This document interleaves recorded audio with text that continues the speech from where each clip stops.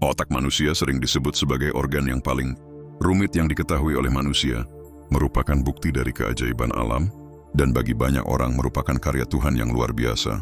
Jaringan neuron yang rumit ini tidak hanya sebagai pemroses pasif, ia adalah entitas dinamis yang terus berkembang di sepanjang hidup kita.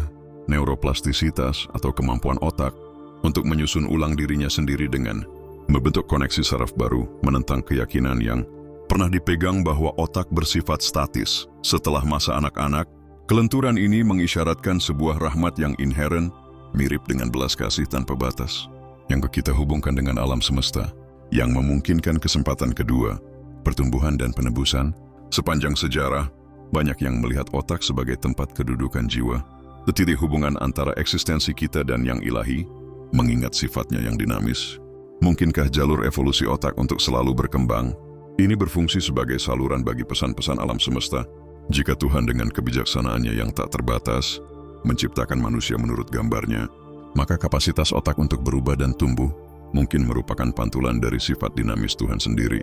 Ketika pengalaman-pengalaman kita membentuk dan mengatur ulang otak kita, mungkinkah kita juga sedang menyelaraskan diri kita lebih dekat dengan frekuensi Tuhan, menerima hikmat dan petunjuk melalui tarian saraf yang ilahi?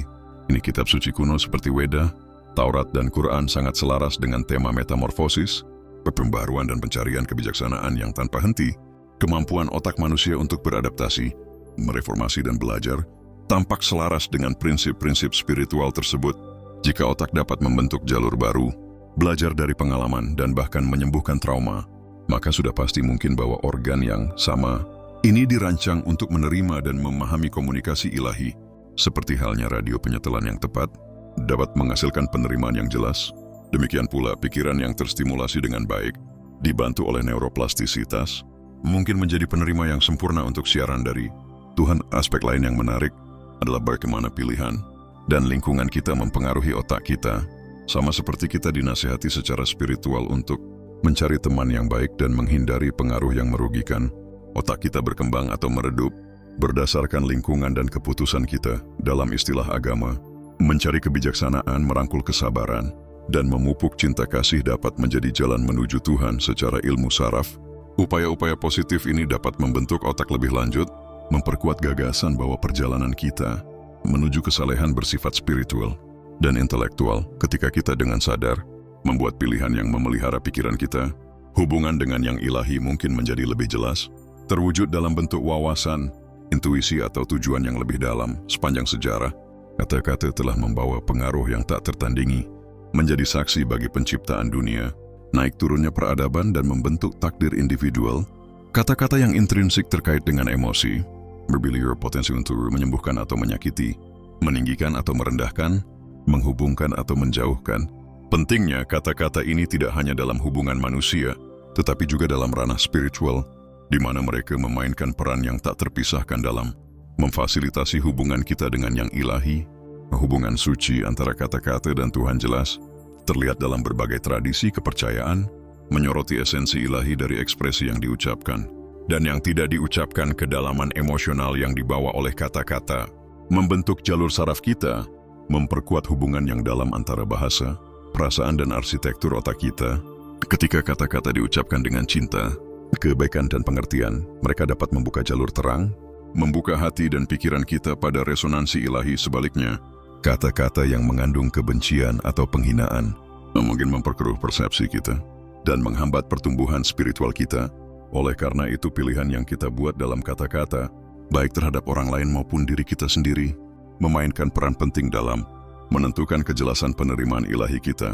Dengan memilih kata-kata yang diwarnai oleh kepositifan dan anugerah, kita menyiapkan panggung untuk persekutuan yang lebih dalam dengan Tuhan, beresonansi dengan frekuensi cinta, kasih sayang dan pengertian. Namun hubungan ini tidak hanya terbatas pada ekspresi verbal. Otak emosional kita, sistem limbik, selalu berfluktuasi, dipengaruhi oleh dunia di sekitar kita. Emosi-emosi ini, entah baik yang cepat berlalu maupun yang bertahan lama, secara mendalam mempengaruhi penerimaan spiritual kita. Hubungan antara keadaan emosional kita dan ikatan kita dengan Tuhan sangat rumit.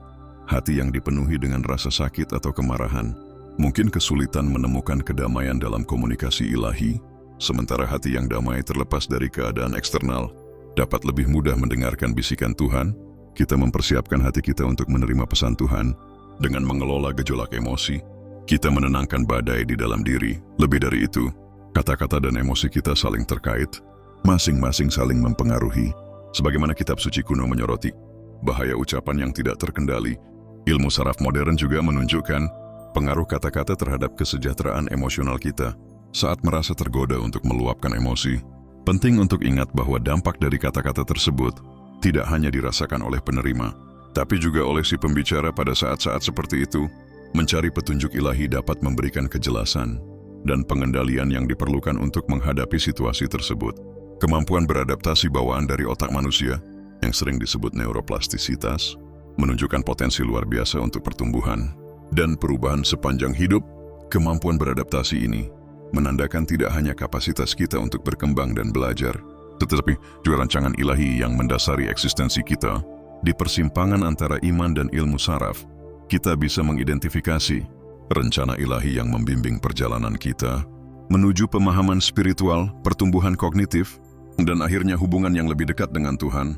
Inti dari perjalanan ini adalah hukum sebab dan akibat, sebuah prinsip yang melampaui ranah fisik dan bergema dalam pengalaman spiritual kita. Hukum yang tak lekang oleh waktu ini, yang tersemat dalam berbagai ajaran agama, menyiratkan bahwa setiap tindakan pikiran atau emosi selalu menghasilkan reaksi yang konsekuen pada tingkat neurologis. Tindakan pikiran dan perasaan kita membentuk jalur saraf, menguatkan pola-pola, atau memperkenalkan pola yang baru secara spiritual. Hukum ini menjadi pengingat akan tanggung jawab ilahi yang tertanam dalam eksistensi kita. Ketika kita menanam benih-benih kebaikan, kasih sayang, dan cinta, tidak hanya akan menyuburkan jiwa kita, tetapi juga mengundang berkat dan petunjuk Tuhan ke dalam kehidupan kita. Hukum adaptasi lebih lanjut menekankan kemampuan otak untuk berubah sebagai respon terhadap pengalaman. Dua peribahasa kuno dengan tepat menangkap esensi ini. Siapa bergaul dengan orang bijak akan menjadi bijaksana, dan jangan berteman dengan orang yang cepat marah. Jangan bergaul dengan orang yang mudah marah. Peribahasa ini mencerminkan kebenaran neurologis bahwa paparan yang konsisten terhadap rangsangan atau lingkungan tertentu dapat mengubah otak kita, mempengaruhi persepsi emosi dan perilaku kita. Dari sudut pandang ilahi, petunjuk Tuhan, seperti yang tercakup dalam peribahasa ini, mendorong kita untuk mengelilingi diri dengan pengaruh yang positif, sehingga memfasilitasi pertumbuhan spiritual. Dan evolusi kita terhubung erat adalah hukum pilihan, menegaskan kekuatan bawaan kita untuk mengarahkan takdir kita. Setiap keputusan, baik sadar maupun tidak sadar, membentuk jalur saraf kita dan juga jalan hidup kita. Namun dimensi spiritual dari hukum ini sangat mendalam. Tuhan memberi kita kebebasan memilih, memberdayakan kita untuk membuat pilihan yang menyelaraskan kita dengan tujuan ilahi atau menjauhkan kita dengan tujuan ilahi. Dengan setiap pilihan, ada kesempatan untuk mendekatkan diri kepada Tuhan, merangkul jalan-jalan yang resonan dengan ajarannya, atau menyimpang yang seringkali disebabkan karena tergoda oleh kesenangan sesaat. Mengenali pemberian ilahi ini dan menggunakannya secara bijaksana memungkinkan keberadaan yang lebih kaya dan penuh makna spiritual. Kapasitas otak manusia untuk tumbuh tidak berhenti pada jalurnya saja. Itu mencakup pertumbuhan dendritik dan bahkan lahirnya sel-sel otak baru. Keajaiban otak semacam itu sejalan dengan perjalanan spiritual, di mana pembelajaran dan peningkatan diri yang terus-menerus meningkatkan pemahaman kita tentang Tuhan, menambah pengetahuan baik itu dari kitab suci atau akademis, menjadi bukti dari keinginan kita untuk mengeksplorasi misteri-misteri ilahi yang melingkupi eksistensi kita. Konsep neurogenesis atau kelahiran neuron baru juga mendapatkan resonansi spiritual sama seperti otak yang memiliki potensi untuk pembaharuan dan pertumbuhan. Jiwa juga bisa mengalami pembaharuan. Belas kasih dan pengampunan Tuhan menawarkan kesempatan penebusan, memungkinkan kita untuk melepaskan beban masa lalu dan memulai hidup baru. Anugerah ilahi ini dipadukan dengan kemampuan otak kita untuk beradaptasi, menyoroti kemungkinan tanpa batas untuk pertumbuhan pribadi dan spiritual. Namun pertumbuhan ini bukanlah tanpa tantangan. Otak dan jiwa keduanya rentan terhadap pengaruh eksternal, memerlukan usaha sadar untuk menavigasi godaan dan gangguan. Di sini hukum pengalihan memberikan wawasan. Teori ini mengemukakan bahwa ketika aspirasi tertentu tampaknya tidak tercapai, otak dapat mengalihkan fokusnya ke upaya lain secara spiritual. Hukum ini berfungsi sebagai pengingat bahwa bahkan ketika dihadapkan dengan pintu yang tertutup, Tuhan seringkali akan membuka pintu lainnya. Ketika satu jalan tampak terhalangi, petunjuk ilahi dapat menerangi jalan-jalan alternatif yang masing-masing menawarkan pelajaran dan prospek.